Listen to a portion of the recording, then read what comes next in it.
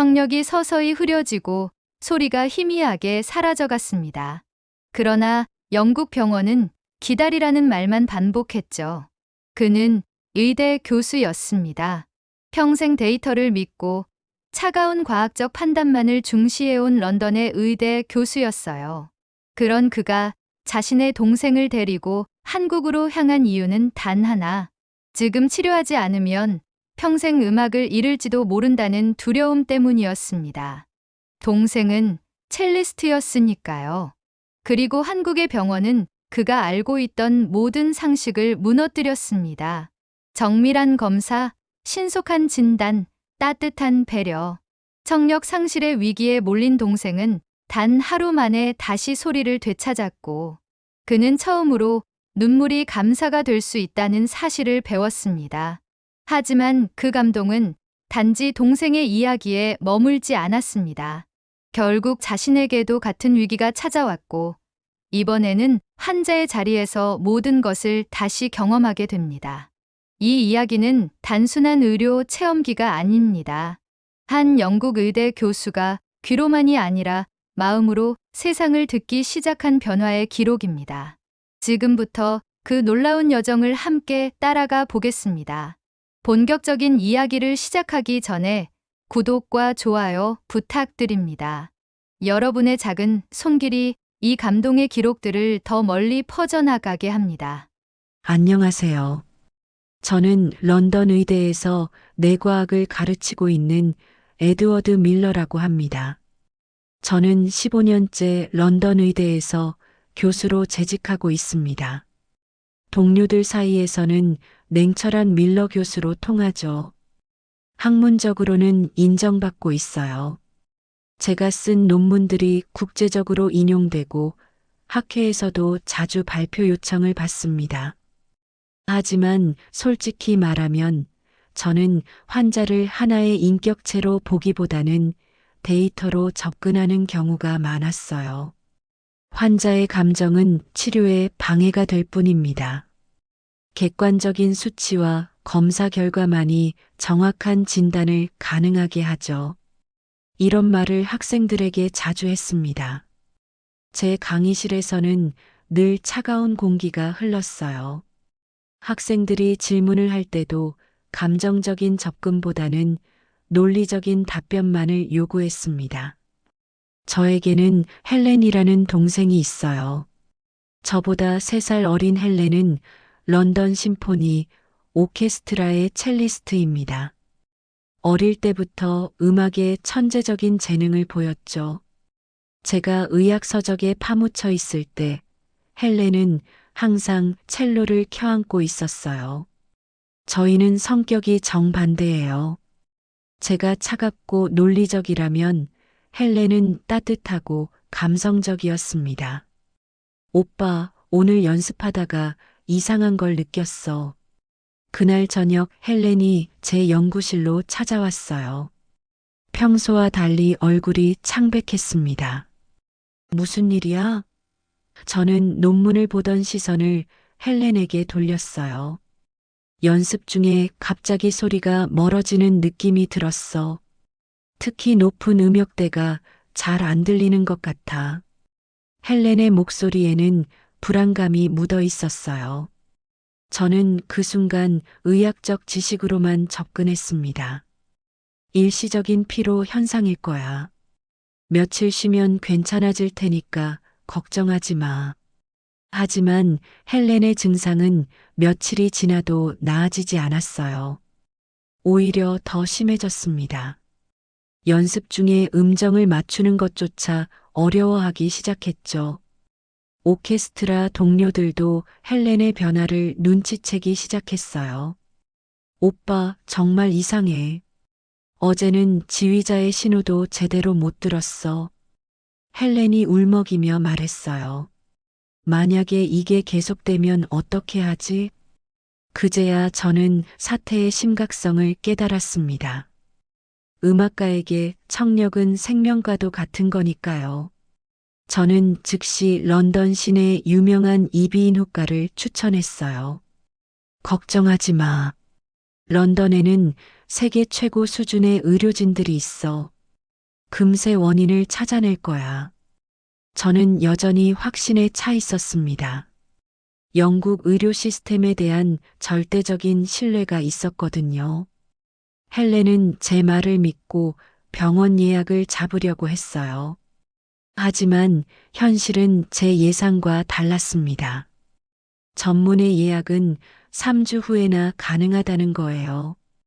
급성 청력 손실의 경우 72시간이 골든타임이라는 것을 알고 있던 저로서는 당황스러웠어요. 3주요? 그럼 너무 늦는 것 아닌가요? 헬렌이 병원 직원에게 물었지만 돌아온 답은 냉담했습니다. 응급 상황이 아닌 이상 예약 순서를 지켜야 합니다. 저는 그날 밤 처음으로 영국 의료 시스템의 한계를 실감했어요. 이론적으로는 완벽해 보이던 시스템이 실제 환자의 급박한 상황 앞에서는 무력했습니다. 헬렌의 청력은 하루가 다르게 악화되고 있었는데 저희는 단지 기다릴 수밖에 없었어요. 그때 저는 처음으로 환자의 입장에서 불안감을 느꼈습니다. 데이터와 논리로만 접근하던 제게는 생소한 감정이었죠. 3주를 기다리는 동안 헬렌의 상태는 급속히 악화되었습니다. 처음에는 고음역대만 잘 안 들렸는데 이제는 일상 대화조차 어려워졌어요. 저는 매일 헬렌의 청력을 간단한 테스트로 확인해 봤습니다. 결과는 매번 더 나빠졌어요. 오빠, 오늘은 정말 심해졌어. 전화 벨소리도 잘 안 들려. 헬렌이 제게 말할 때마다 목소리는 더욱 떨렸습니다. 저는 동료 교수들과 병원 내 인맥을 총동원해 더 빠른 예약을 잡아보려 했어요. 하지만 결과는 마찬가지였습니다. 시스템상 불가능하다는 답변만 돌아왔죠. 밀러 교수님도 어쩔 수 없으시겠네요.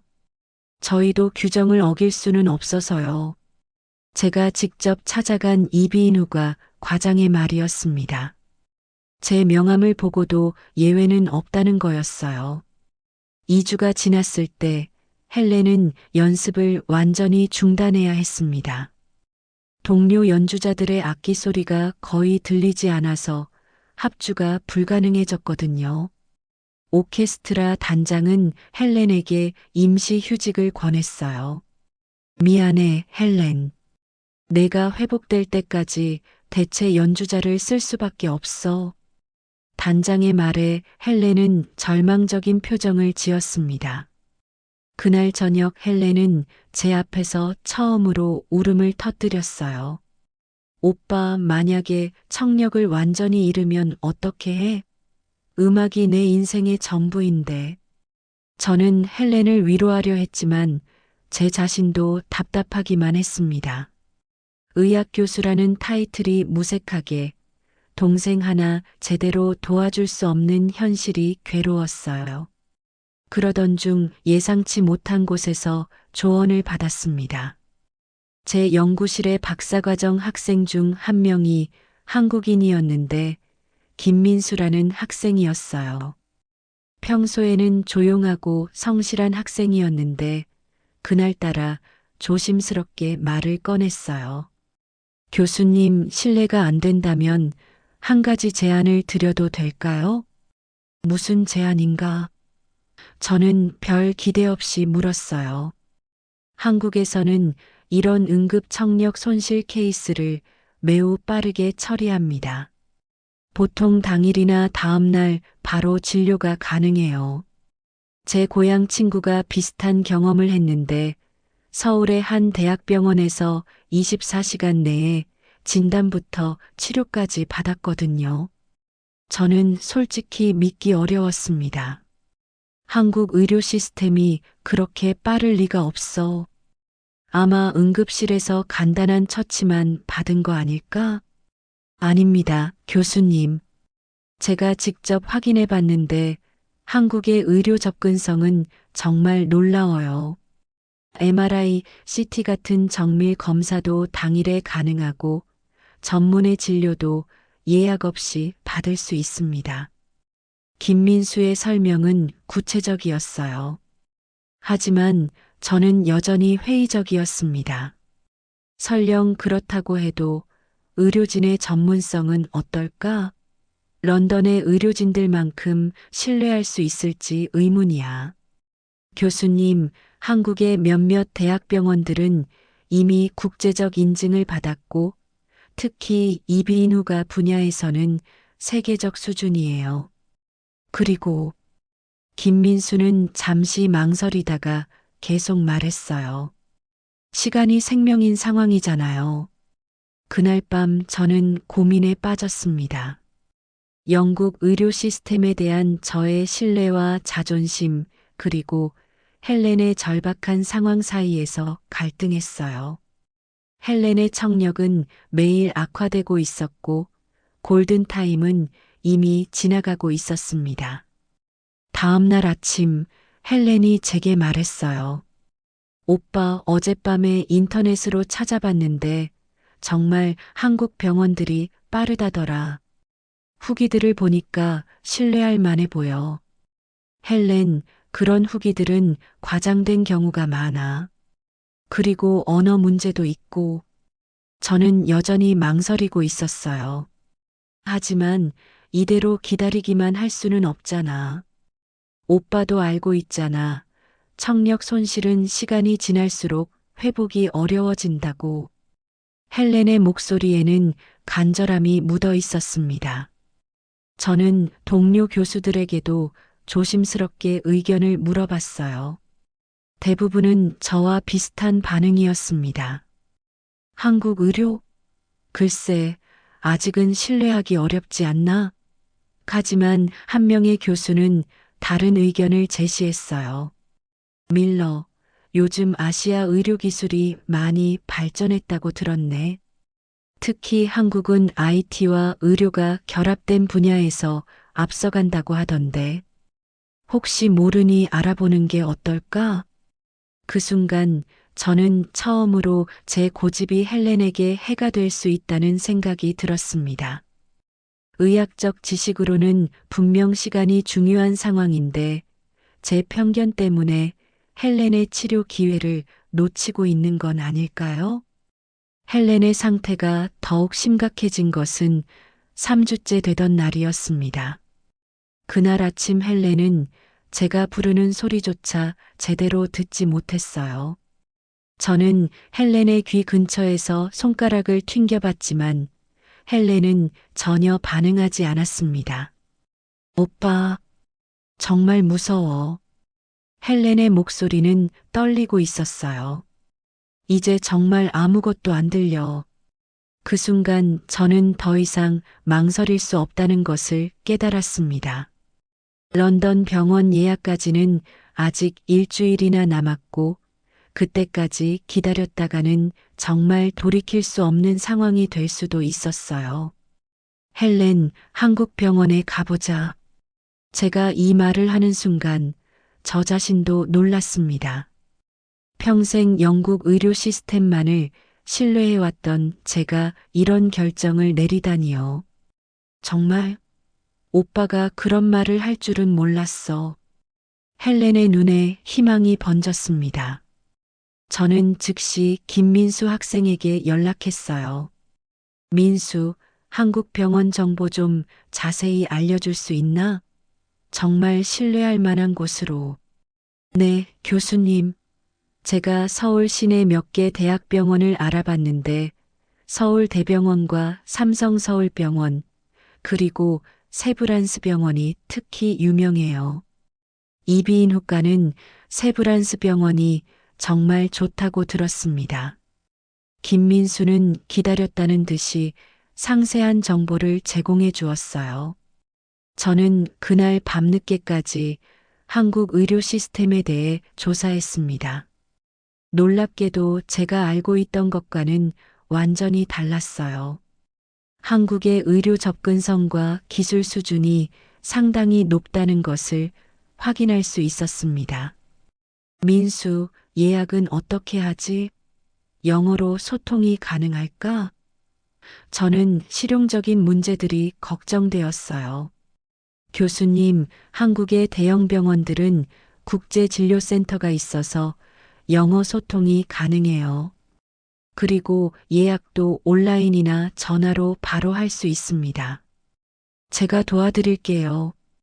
다음 날 아침 김민수의 도움으로 세브란스 병원 국제진료센터에 연락했습니다. 놀랍게도 당일 오후에 전문의 진료가 가능하다는 답변을 받았어요. 정말요? 당일 예약이 가능하다고요? 저는 믿을 수 없었습니다. 네, 응급성을 고려해서 우선 진료를 받으실 수 있도록 조치해 드렸습니다. 오늘 밤 비행기로 오시면 내일 아침 첫 진료가 가능해요. 국제진료센터 직원의 유창한 영어 설명이었습니다. 저는 헬렌에게 즉시 소식을 전했어요. 헬렌, 오늘 밤 한국으로 출발하자. 내일 아침에 바로 진료받을 수 있대. 정말? 이렇게 빨리? 헬렌도 놀라워했습니다. 그날 오후 저희는 급하게 짐을 쌌어요. 솔직히 말하면 저는 여전히 반신반의했습니다. 정말 한국 의료진들이 헬렌을 제대로 치료할 수 있을까 하는 의구심이 있었거든요. 히드로 공항에서 인천행 비행기를 기다리면서 저는 복잡한 심정이었습니다. 혹시 잘못된 선택을 하는 건 아닐까? 런던에서 조금만 더 기다리면 되는 건데. 이런 생각들이 계속 머릿속을 맴돌았어요. 오빠 괜찮을 거야. 이미 최선의 선택을 한 거라고 생각해. 헬렌이 제 손을 잡으며 말했어요. 하지만 헬렌의 얼굴에도 불안감이 역력했습니다. 11시간의 긴 비행 끝에 인천국제공항에 도착했습니다. 공항부터 인상적이었어요.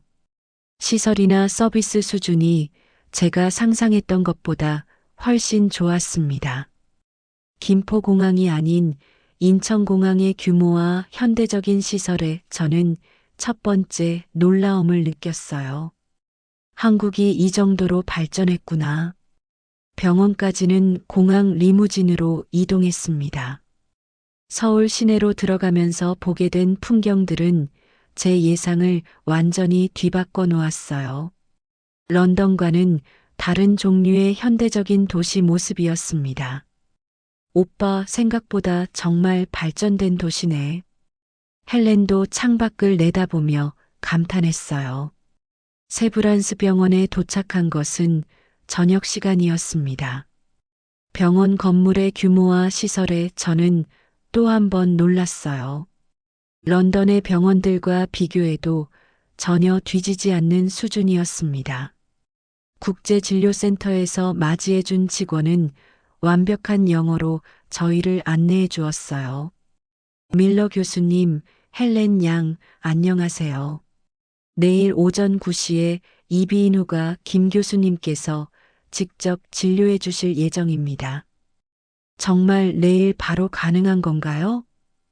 저는 아직도 믿어지지 않았어요. 네, 이미 모든 준비가 완료되었습니다. 응급성을 고려해서 우선 진료로 배정해 드렸어요. 그리고 필요하시면 당일 MRI나 청력 검사도 가능합니다. 그날 밤 호텔에서 저는 잠을 이루기 어려웠습니다. 과연 제가 옳은 선택을 한 것일까? 런던의 의료진들보다 정말 나은 치료를 받을 수 있을까? 이런 의문들이 계속 머릿속을 맴돌았어요. 하지만 동시에 한국 의료 시스템의 신속함에는 솔직히 감탄하고 있었습니다. 런던에서 3주를 기다려야 했던 것이 여기서는 하루 만에 해결될 수 있다는 것이 믿기 어려웠거든요. 내일이면 모든 게 확실해지겠구나. 저는 이렇게 생각하며 눈을 감았습니다. 다음 날 아침 9시 저희는 세브란스 병원 이비인후과에 도착했습니다. 대기실부터 인상적이었어요. 런던의 병원들처럼 삭막하지 않고 환자들을 배려한 편안한 분위기였습니다. 무엇보다 놀라운 것은 대기 시간이었어요. 예약 시간에 맞춰 바로 진료실로 안내받았습니다. 헬렌 밀러 양이시죠? 저는 김진우 교수입니다. 김진우 교수는 유창한 영어로 저희를 맞이해 주었어요. 중년의 그는 온화하면서도 전문적인 인상을 주었습니다. 저는 처음에 김 교수의 이력을 의심스럽게 생각했어요. 런던의 의료진들과 비교해서 정말 신뢰할 만한 수준일까 하는 선입견이 있었거든요. 하지만 김 교수가 헬렌의 증상에 대해 질문하는 방식을 보고 점차 마음이 바뀌기 시작했습니다. 언제부터 증상이 시작되었고 어떤 양상으로 진행되었는지 자세히 말씀해 주세요. 김 교수의 질문은 체계적이고 정확했어요. 저도 의학 교수로서 그의 문진 방식이 매우 전문적이라는 것을 인정할 수밖에 없었습니다. 헬렌이 증상을 설명하는 동안 김 교수는 세심하게 듣고 기록했어요. 초기에는 고음역대부터 시작해서 점차 전체 음역대로 확산된 것 같네요. 전형적인 돌발성 난청 양상입니다. 돌발성 난청이라고 하셨나요? 저는 질문했어요. 네, 갑작스럽게 발생하는 감각신경성 난청입니다. 원인은 다양하지만 중요한 것은 치료 시기예요. 다행히 아직 회복 가능한 시점 내에 오셨습니다. 김 교수의 설명은 명확했어요. 그 후 진행된 검사 과정은 제 예상을 완전히 뒤바꿔 놓았습니다. 먼저 기본적인 이학적 검사를 진행한 후 청력 검사실로 이동했어요. 검사 장비들은 런던에서 보던 것들과 동일하거나 오히려 더 최신 모델들이었습니다. 이 정도 장비라면 런던 병원들과 차이가 없네. 저는 속으로 생각했어요. 청력 검사 결과는 심각했습니다. 헬렌의 좌측 청력이 거의 90% 손실된 상태였어요. 김 교수는 결과를 보여주며 설명했습니다. 상당히 심각한 상태입니다. 하지만 아직 치료 가능한 범위 내에 있어요. 치료 방법은 무엇인가요? 저는 급하게 물었어요. 스테로이드 고용량 요법을 시작하겠습니다. 그리고 고압산소 치료도 병행할 예정이에요. 필요하다면 고막 내 스테로이드 주사도 고려해 볼 수 있습니다. 김 교수의 치료 계획은 최신 치료 가이드라인에 완벽히 부합했어요. 저는 솔직히 놀랐습니다. 김 교수가 제시한 치료 방법들은 제가 알고 있는 최신 치료법들이었거든요. 한국 의료진의 수준이 이 정도일 줄은 몰랐어. 당일 오후부터 헬렌의 치료가 시작되었습니다. 스테로이드 정맥 주사와 함께 고압산소 치료실에서 치료를 받았어요. 고압산소 치료실의 시설도 런던에서 보던 것보다 오히려 더 현대적이었습니다. 오빠, 여기 시설이 정말 좋다. 런던보다 더 체계적인 것 같아. 헬렌이 치료를 받으며 말했어요. 첫 번째 치료 후 김 교수는 매일 헬렌의 상태를 점검했습니다. 청력 회복은 점진적으로 일어날 겁니다. 조급해하지 마시고 꾸준히 치료받으세요. 3일째 되던 날 놀라운 일이 일어났습니다. 헬렌이 제 목소리를 조금씩 듣기 시작한 거예요. 오빠, 오빠 목소리가 들려. 헬렌의 얼굴에 환한 웃음이 번졌어요. 저는 청력 검사를 다시 해달라고 요청했습니다. 결과는 놀라웠어요. 불과 3일 만에 청력이 30% 정도 회복된 것으로 나타났습니다. 이런 빠른 회복은 어떻게 가능한 건가요? 저는 김 교수에게 물었어요. 조기 치료가 가장 중요한 요인입니다. 그리고 저희 병원의 집중적인 치료 프로토콜도 효과적이죠. 고압산소 치료와 스테로이드 병용요법이 시너지 효과를 낸 것 같습니다. 저는 그 순간 복잡한 감정을 느꼈어요. 기쁨과 동시에 묘한 당황감도 있었습니다. 제가 그동안 믿어왔던 영국 의료 시스템보다 한국에서 더 빠르고 효과적인 치료를 받고 있다는 현실이 충격적이었거든요. 일주일 후 헬렌의 청력은 70%까지 회복되었습니다.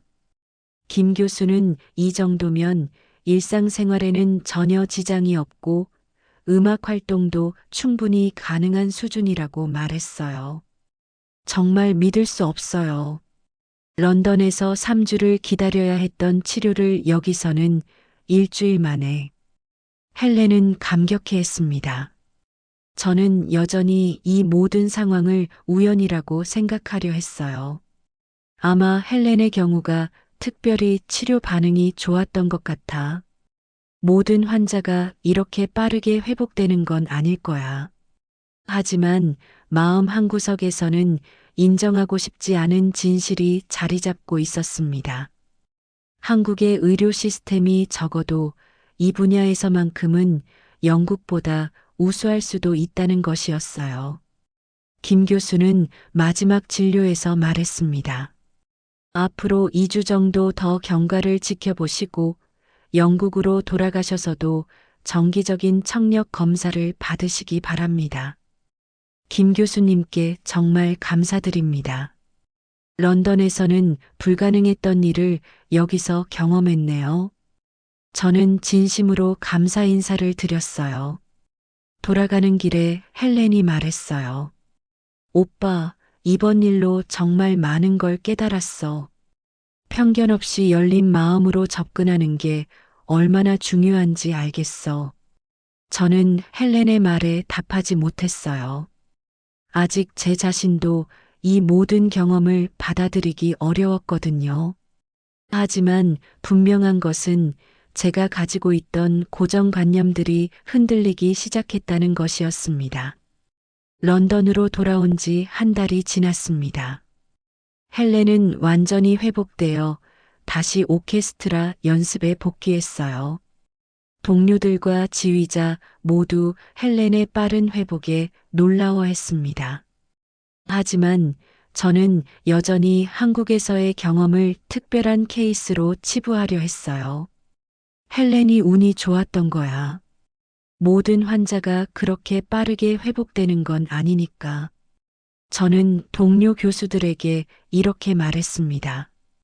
제 자존심이 한국 의료진들의 실력을 인정하는 것을 거부하고 있었어요. 강의실에서도 저는 평소와 다름없이 영국 의료 시스템의 우수성을 강조했습니다. 여러분, 의료는 단순한 기술이 아닙니다. 체계적인 시스템과 오랜 경험, 그리고 연구 기반의 접근이 중요하죠. 이런 면에서 영국은 여전히 세계 최고 수준입니다. 학생들 중 김민수가 조심스럽게 손을 들었어요. 교수님, 그런데 최근 아시아 의료기술의 발전은 어떻게 보시나요? 글쎄, 기술적인 면에서는 발전했을지 모르지만 의료의 본질은 그런 게 아니야. 환자를 다루는 깊이 있는 접근과 체계적인 시스템이 더 중요하지. 저는 여전히 확신에 차서 답했어요. 그런데 그로부터 2주 후 제게 이상한 증상이 나타나기 시작했습니다. 처음에는 강의 중에 학생들의 질문이 잘 안 들리는 정도였어요. 교수님, 방금 질문 들으셨나요? 앞줄에 앉은 학생이 다시 물었을 때 저는 당황했습니다. 미안, 다시 한번 말해보겠나? 저는 대수롭지 않게 넘어갔어요. 단순히 집중력이 떨어진 것이라고 생각했거든요. 하지만 며칠이 지나면서 상황은 더 심각해졌습니다. 동료 교수와의 회의에서도 목소리가 잘 안 들렸고 전화 통화도 어려워지기 시작했어요. 밀러, 오늘 컨디션이 안 좋아 보이는데? 옆자리 존슨 교수가 걱정스럽게 물었습니다. 괜찮아. 조금 피곤할 뿐이야. 저는 여전히 부인하고 있었어요. 설마 제게도 헬렌과 같은 일이 일어날 거라고는 상상도 못했거든요. 그런데 일주일 후 강의 중에 결정적인 순간이 왔습니다. 학생들이 뭔가 질문을 하는 것 같은데 전혀 들리지 않았어요. 학생들의 표정을 보니 분명히 말을 하고 있는데 저에게는 입모양만 보일 뿐이었습니다. 죄송합니다, 학생들. 오늘 강의는 여기까지 하겠습니다. 저는 급하게 강의를 마쳤어요. 그 순간 제 얼굴이 창백해진 것을 스스로도 느꼈습니다. 강의실을 나서면서 저는 헬렌에게 급하게 전화를 걸었어요. 하지만 헬렌의 목소리가 거의 들리지 않았습니다. 오빠, 오빠 괜찮아? 헬렌의 목소리가 희미하게 들렸어요. 그날 밤 저는 거울 앞에서 제 자신을 바라봤습니다. 설마, 나에게도? 이런 생각이 들면서 온몸에 소름이 돋았어요. 의학 교수로서 돌발성 난청의 증상을 너무나 잘 알고 있었거든요. 다음 날 아침, 저는 간단한 청력 테스트를 해봤어요.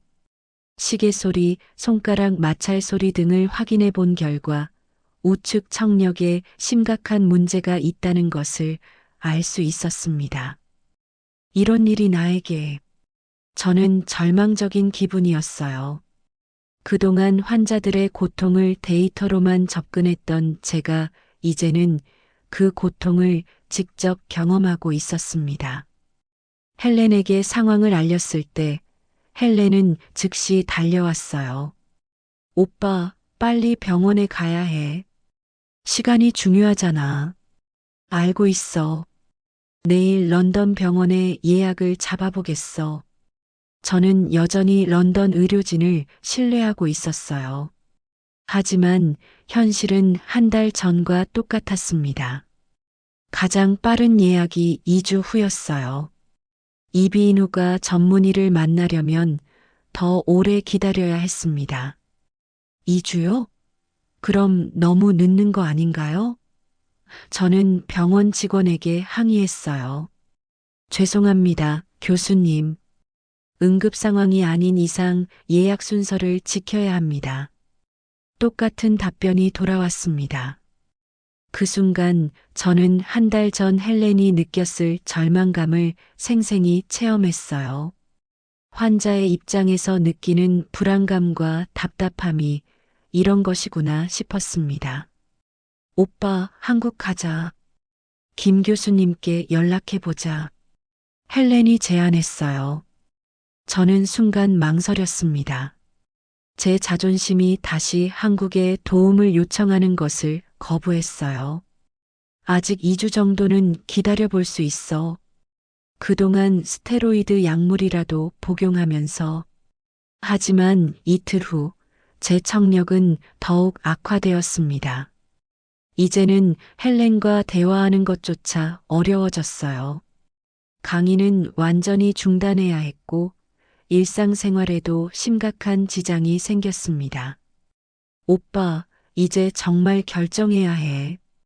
시간이 지날수록 회복이 어려워진다고 오빠가 직접 말했잖아. 헬렌이 간절하게 말했어요. 그날 밤 저는 잠을 이루지 못했습니다.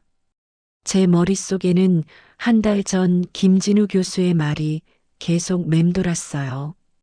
조기 치료가 가장 중요합니다. 의학적 지식으로는 분명히 빠른 치료가 필요한 상황인데 제 고집과 자존심 때문에 치료 시기를 놓치고 있었습니다. 이제 제가 환자가 되어 보니 그동안 환자들에게 얼마나 냉정했는지 깨닫게 되었어요. 정말 아이러니하다. 동생을 위해서는 한국에 가자고 했으면서 정작 내일이 되니까 망설이고 있어. 저는 제 자신의 모순된 행동에 당황했습니다. 다음 날 아침, 저는 마침내 결심했어요. 더 이상 자존심 때문에 제 건강을 해칠 수는 없었습니다. 헬렌, 한국에 연락해보자. 김 교수님께서 도와주실 수 있는지 알아보자. 헬렌의 얼굴에 안도의 표정이 스쳤어요. 오빠, 현명한 선택이야. 이제 빨리 치료받을 수 있을 거야. 김진우 교수님께 연락한 결과는 놀라웠습니다. 헬렌의 케이스를 기억하고 계셨고 제 상황을 설명하자 즉시 도움의 손길을 내밀어 주셨어요. 밀러 교수님, 빨리 오시는 게 좋겠습니다. 돌발성 난청은 시간이 생명이니까요.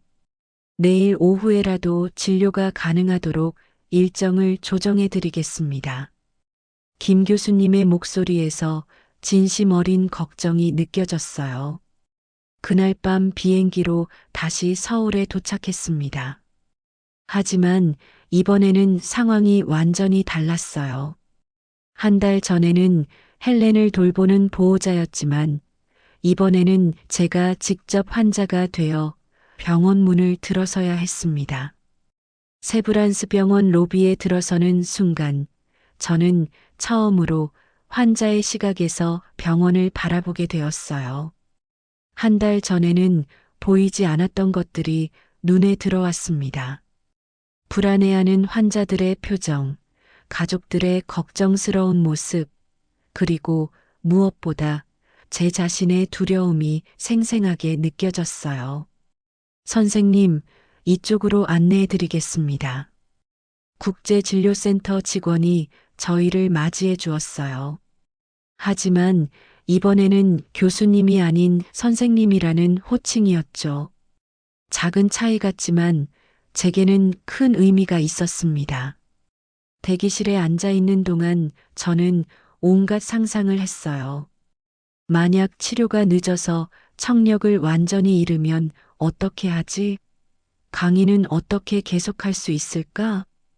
그동안 환자들이 느꼈을 불안감을 이제야 이해하게 되었습니다. 에드워드 밀러, 간호사가 제 이름을 불렀어요. 그 순간 심장이 빠르게 뛰었습니다. 평생 환자를 진료해왔던 제가 이제는 진료받는 입장이 된 것이 너무나 낯설었어요. 김진우 교수님은 저를 따뜻하게 맞이해 주셨습니다. 교수님, 먼 길 오시느라 고생하셨습니다.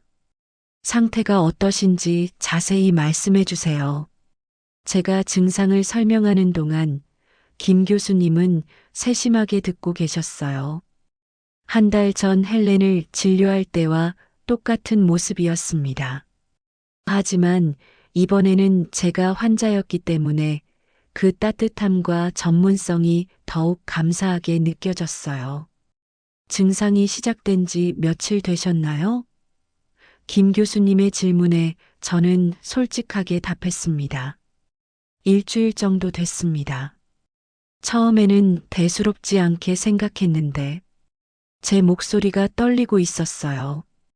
교수님도 의학을 전공하셨으니까 아시겠지만 조금 늦은 감이 있습니다. 하지만 아직 회복 가능한 시기니까 걱정하지 마세요. 김 교수님의 말에 저는 안도했어요. 이어진 청력 검사에서 제 상태가 확인되었습니다. 우측 청력이 85% 손실된 상태였어요. 헬렌보다도 더 심각한 상황이었습니다. 생각보다 심각하네요. 즉시 집중 치료를 시작해야겠습니다. 김 교수님의 표정이 진지해졌어요. 그 순간 저는 환자가 되어서야 비로소 깨달은 것이 있었습니다. 의사의 표정 하나, 말투 하나가 환자에게는 얼마나 큰 의미인지를 말이에요. 김 교수님의 진지한 표정을 보는 순간 제 심장이 쿵 내려앉았습니다. 혹시 회복이 어려울 수도 있나요? 저는 떨리는 목소리로 물었어요. 최선을 다해 보겠습니다. 교수님께서 의료진을 믿고 치료에 적극적으로 참여해 주시면 좋은 결과가 있을 겁니다. 김 교수님의 따뜻한 격려에 저는 눈물이 날 뻔했어요. 당일 오후부터 치료가 시작되었습니다. 고용량 스테로이드 정맥 주사를 맞으면서 저는 묘한 기분이었어요. 그동안 환자들에게 주사를 놓는 것을 지켜봤지만 직접 맞아보니 전혀 다른 경험이었습니다. 선생님, 혹시 부작용이나 불편한 점 있으시면 언제든 말씀해 주세요. 간호사의 친절한 말에 저는 감사함을 느꼈어요. 고압산소 치료실에 들어갔을 때 저는 한 달 전 헬렌이 느꼈을 기분을 상상해 봤습니다. 폐쇄된 공간에서 마스크를 쓰고 치료받는 것이 처음에는 답답했어요. 하지만 이것이 제 청력을 되찾을 수 있는 유일한 희망이라는 생각에 참았습니다. 치료 중에 저는 많은 생각을 했어요. 그동안 제가 환자들을 얼마나 기계적으로 대했는지, 환자들의 불안과 두려움을 얼마나 무시했는지 깨닫게 되었습니다. 환자의 감정은 치료에 방해가 될 뿐입니다. 제가 학생들에게 했던 말이 떠올랐어요. 하지만 이제는 그 말이 얼마나 잘못되었는지 절실히 느꼈습니다. 환자의 감정과 불안감은 치료 과정에서 무시할 수 없는 중요한 요소였어요. 첫날 치료를 마치고 호텔로 돌아가는 길에 헬렌이 말했어요. 오빠, 이제 환자들의 마음을 조금은 이해하게 된 것 같아. 그러게. 정말 다른 경험이야. 저는 솔직하게 인정했어요. 다음 날 아침 김 교수님께서 제 상태를 확인해 주셨습니다. 어떠세요? 어젯밤에 잠은 잘 주무셨나요?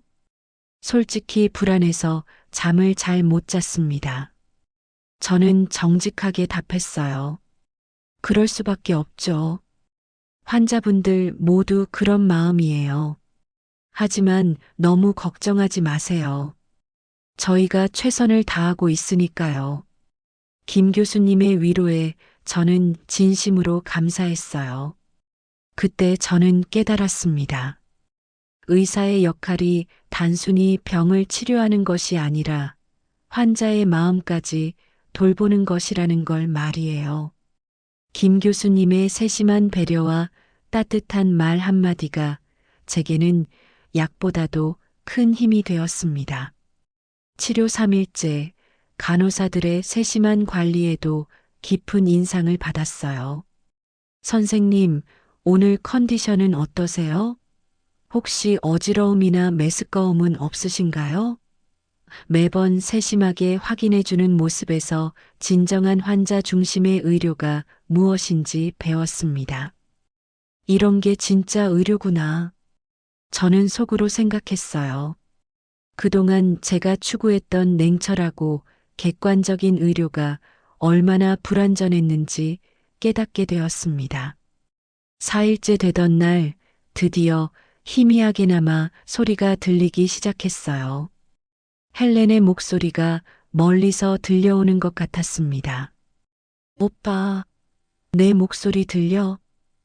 헬렌이 기뻐하며 물었어요. 응, 조금씩 들리는 것 같아. 저는 감격스러워했습니다. 그 순간 저는 환자가 되어서야 느낄 수 있는 특별한 감정을 경험했어요. 희망과 감사, 그리고 의료진에 대한 깊은 신뢰였습니다. 이런 감정들이 치료 과정에서 얼마나 중요한 역할을 하는지 비로소 이해하게 되었습니다. 치료 일주일째, 제 청력은 눈에 띄게 회복되고 있었습니다. 김진우 교수님은 매일 아침 제 상태를 점검하며 격려해 주셨어요. 하지만 단순히 청력만 회복되는 것이 아니었습니다. 제 마음속 깊은 곳에서 더 근본적인 변화가 일어나고 있었어요. 교수님, 오늘은 어떠세요? 많이 좋아지신 것 같은데요. 김 교수님의 따뜻한 인사에 저는 진심으로 답했습니다. 네, 정말 감사합니다. 처음에는 이렇게 빨리 회복될 줄 몰랐어요. 저는 솔직한 마음을 표현했어요. 김 교수님은 미소를 지으며 말씀하셨습니다. 의학은 참 신기한 것 같아요. 환자분이 긍정적인 마음을 가지고 치료에 임하시면 회복도 더 빨라지는 것 같습니다. 그 말을 들으며 저는 깊은 성찰에 빠졌어요.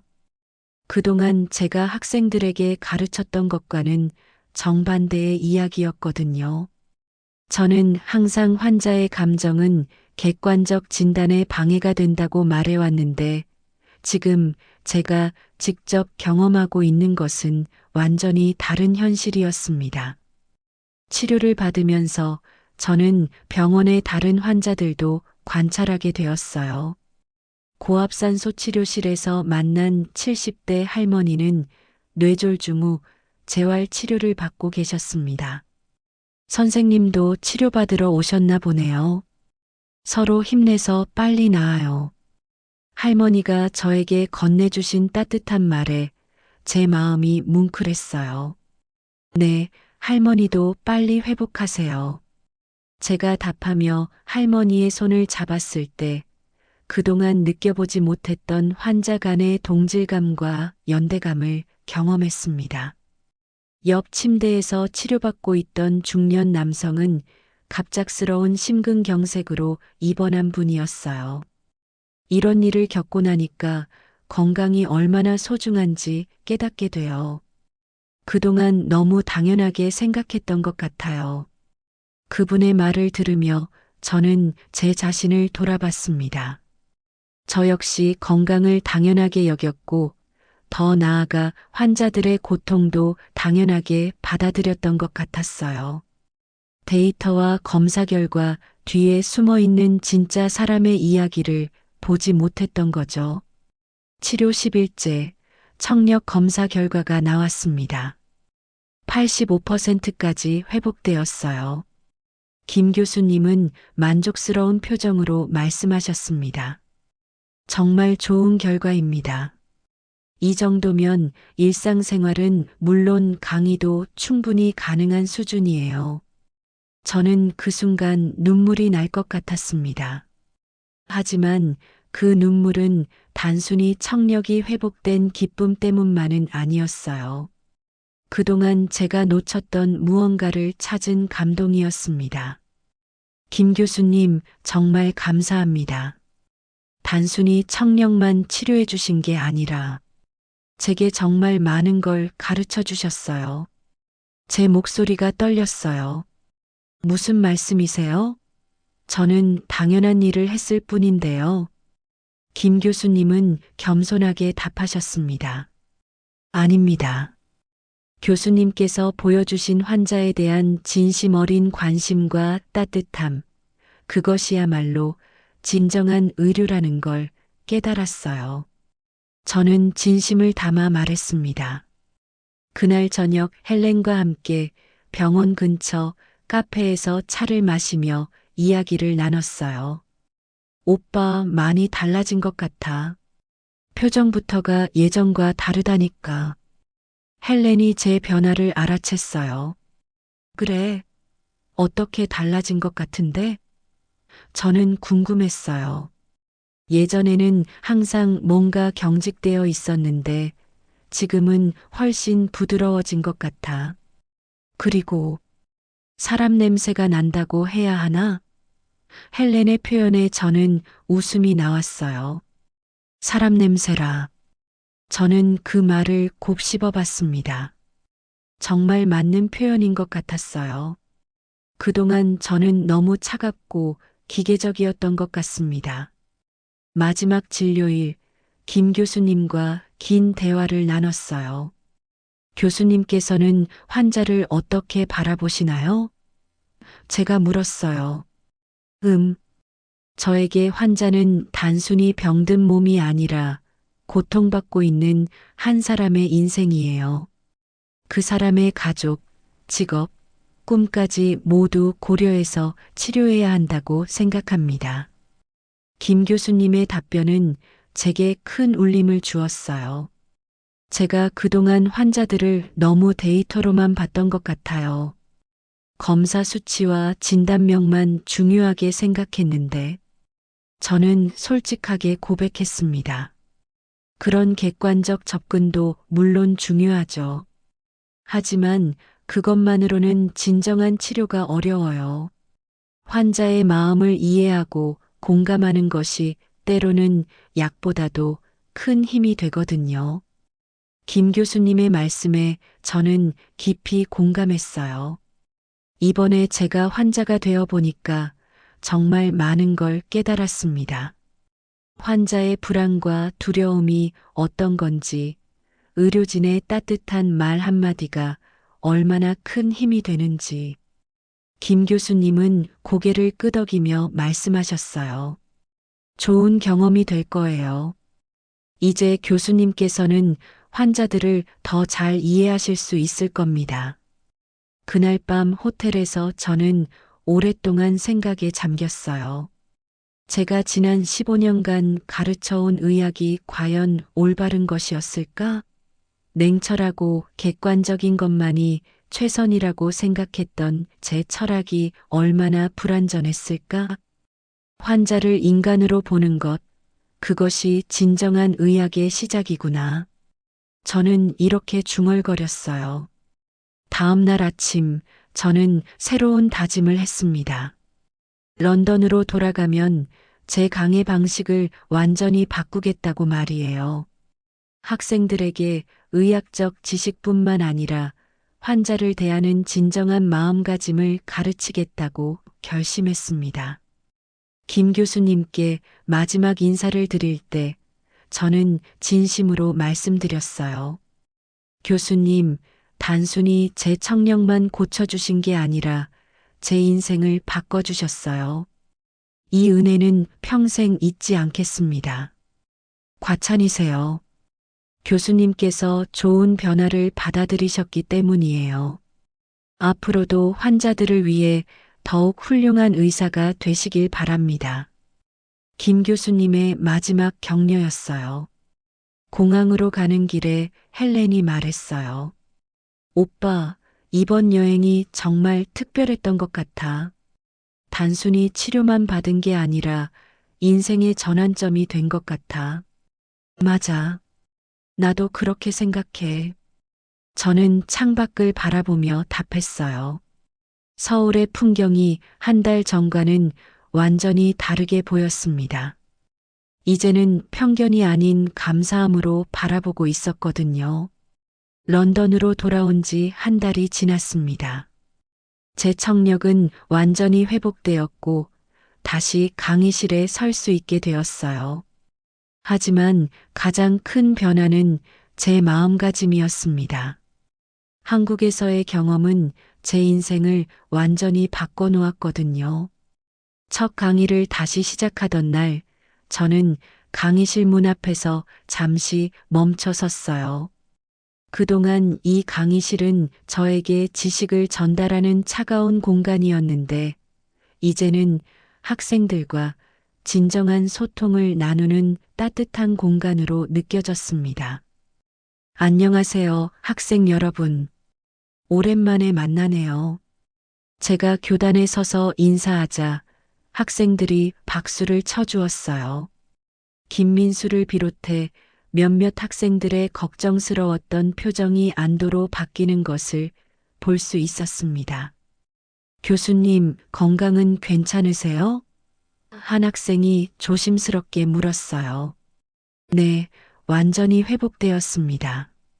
그리고 이번 경험을 통해 정말 많은 것을 배웠어요. 오늘은 그 이야기부터 시작해 보려고 합니다. 저는 평소와 다른 시작으로 강의를 열었어요. 학생들은 조금 놀란 표정이었어요. 평소 제가 개인적인 이야기를 하는 경우는 거의 없었거든요. 여러분, 저는 그동안 환자를 데이터와 검사 수치로만 접근해야 한다고 가르쳐 왔습니다. 환자의 감정은 객관적 진단에 방해가 된다고 말씀드렸죠. 하지만 이번에 제가 직접 환자가 되어 보니 그 생각이 얼마나 잘못되었는지 깨달았습니다. 강의실이 조용해졌어요. 학생들은 제 변화를 감지하고 있었습니다. 환자는 단순히 병든 몸이 아닙니다. 불안과 두려움을 느끼는 한 사람의 인생이에요. 그 사람의 가족, 직업, 꿈까지 모두 우리가 고려해야 할 요소들입니다. 제가 김진우 교수님께서 해주셨던 말씀을 그대로 전했어요. 김민수가 손을 들었어요. 교수님, 그럼 앞으로 저희는 환자를 어떻게 접근해야 할까요? 좋은 질문이네요. 의학적 지식과 기술은 기본이고 거기에 인간적인 공감과 따뜻함을 더해야 합니다. 때로는 따뜻한 말 한마디가 약보다도 큰 치료 효과를 가져올 수 있어요. 그날 강의에서 저는 한국에서의 경험을 자세히 들려주었습니다. 처음에는 편견을 가지고 있었지만 실제로 경험해 보니 의료진들의 전문성과 따뜻함에 깊은 감명을 받았다고 솔직하게 말했어요. 교수님, 그럼 한국 의료 시스템에서 저희가 배울 점이 있다고 생각하시나요? 다른 학생이 질문했어요. 물론입니다. 신속한 의료 접근성, 환자 중심의 서비스, 그리고 무엇보다 의료진의 진심 어린 관심 등 많은 부분에서 배울 점이 있어요. 중요한 것은 열린 마음으로 다른 의료 시스템의 장점을 인정하고 배우려는 자세입니다. 몇 주 후, 저는 강의 방식을 완전히 바꿨어요.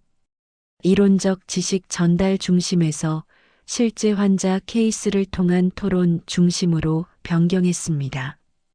그리고 무엇보다 환자의 감정과 상황을 고려하는 방법을 강조했어요. 이 환자분은 단순히 당뇨병 환자가 아닙니다. 새 아이의 아버지이고 가족을 부양해야 하는 가장이에요. 경제적 부담 때문에 치료를 중단할 수도 있고 직장을 잃을까봐 걱정하고 있을 수도 있습니다. 이런 모든 것들을 고려해서 치료 계획을 세워야 해요. 학생들의 반응은 놀라웠습니다. 이전보다 훨씬 적극적으로 토론에 참여했고 환자를 바라보는 시각도 달라졌어요. 교수님, 이런 식으로 접근하니까 의학이 훨씬 흥미롭고 의미 있게 느껴져요. 한 학생이 강의 후에 말해 주었어요. 몇 달 후, 저는 병원에서 실제 환자를 진료할 때도 완전히 다른 모습을 보였습니다. 검사 결과만 확인하는 것이 아니라 환자의 이야기를 충분히 들어주었어요. 선생님, 어떤 것이 가장 걱정되시나요? 제가 70대 할아버지 환자에게 물었을 때 그분은 놀란 표정을 지었어요. 의사 선생님이 제 걱정을 물어보시는 건 처음이에요. 사실 치료비가 걱정되고 가족들에게 부담이 될까봐 두려워요. 그런 걱정이 치료에도 영향을 줄 수 있어요. 경제적 부담이 적은 치료 방법도 있으니까 함께 상의해 보시죠. 제가 이렇게 답하자 할아버지의 얼굴이 밝아졌어요. 헬렌은 제 변화를 가장 가까이서 지켜봤습니다. 오빠, 정말 많이 달라진 것 같아. 예전에는 집에서도 항상 논문이나 의학 서적만 보더니 요즘은 사람들과 만나는 것도 좋아하고. 그래, 나도 모르게 변한 건가? 저는 웃으며 답했어요. 응, 그리고 무엇보다 웃는 모습이 많아졌어. 예전에는 항상 심각한 표정이었는데 말이야. 1년 후, 저는 학회에서 발표할 기회가 있었어요. 주제는 환자 중심 의료의 중요성이었습니다. 제 경험을 바탕으로 한 발표였죠. 의료진도 환자가 되어봐야 진정한 환자의 마음을 이해할 수 있습니다. 저 역시 환자가 되어서야 비로소 깨달았어요. 의학의 본질은 단순히 병을 치료하는 것이 아니라 고통받는 사람을 치유하는 것이라는 걸 말입니다. 발표가 끝난 후 많은 동료들이 저에게 찾아와 이야기를 나눴어요. 밀러, 정말 인상적인 발표였어. 특히 한국 의료진들과의 경험담이 인상 깊었어. 존슨 교수가 말했어요. 감사해요. 처음에는 편견이 있었지만 실제로 경험해 보니 정말 많이 배웠어요. 앞으로는 더 열린 마음으로 다른 나라의 의료 시스템도 배워나가고 싶어요. 그날 밤 집으로 돌아가는 길에 저는 김진우 교수님께 감사 메시지를 보냈어요. 교수님 덕분에 제 인생이 완전히 바뀌었습니다. 이제 저도 교수님처럼 환자들의 마음을 어루만지는 의사가 되려고 노력하고 있어요. 며칠 후 김 교수님으로부터 답장이 왔어요. 교수님의 변화된 모습을 들으니 정말 기쁩니다. 저희도 교수님께 많이 배웠어요. 앞으로도 환자들을 위해 함께 노력해 나가요. 이제 저는 매일 아침 거울을 보며 다짐합니다. 오늘도 환자들의 아픔을 함께 나누는 진정한 의사가 되자. 한국에서의 경험은 단순히 제 청력만 회복시켜준 것이 아니라 제 인생을 완전히 새롭게 만들어준 소중한 선물이었어요. 그리고 무엇보다 편견 없는 열린 마음이 얼마나 중요한지 깨달았습니다. 이제 저는 전 세계의 우수한 의료진들과 교류하며 더 나은 의료를 위해 함께 노력하고 있어요. 한국에서 시작된 이 변화가 더 많은 사람들에게 도움이 되기를 바라는 마음으로 말입니다. 이런 따뜻한 해외 경험담이 더 많은 분들께 전해졌으면 좋겠어요. 구독과 좋아요로 응원해 주시면 더 많은 감동 스토리를 들려드릴게요.